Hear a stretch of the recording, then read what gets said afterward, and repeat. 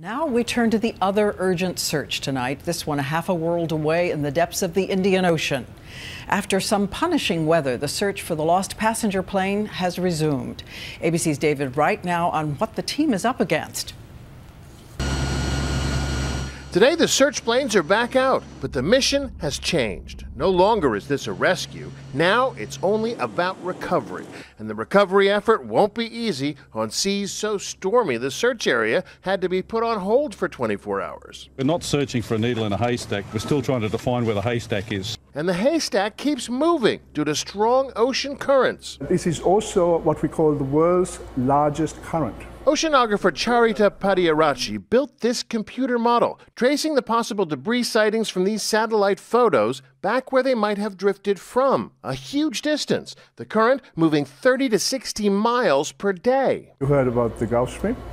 This is 10 times the size of the Gulf Stream, the Antarctic circumpolar current, because it's much wider and deep. The ocean can be a superhighway. 1 year after the Japanese tsunami, debris traveled more than 3,000 miles. This Harley-Davidson washed up on a beach in Canada. Now it's in the Harley-Davidson Museum. These plastic Chinese bath toys washed overboard in the Pacific during a storm in 1992.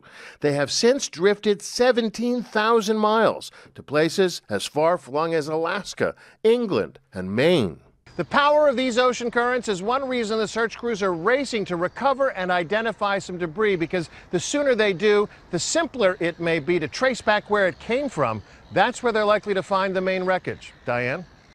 Thank you so much to David Wright reporting in from Perth. And even with so much uncertainty, they are still talking about bringing in a new piece of equipment. And ABC's David Curley is here now to tell us about that. This is a Navy piece of equipment. It's called a towed pinger locator. Just arrived in Perth. It'll be outfitted on a ship and taken out to sea.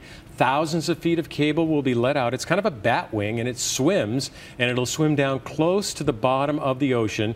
And it's a listening device. It's going to be listening for the pingers on those black boxes. But if they're pulling it along, don't they have to know roughly where they're looking? Yeah, the Navy says they don't really want to start until they do find some debris and can track it back on the currents to really narrow the search area before you start going back and forth with this towed pinger locator. And in the meantime, 12 more days in the battery on the black box. Yeah, we're talking about the pinger, which is here in the front of this black box, and the battery is guaranteed to last 30 days, so that's what they say.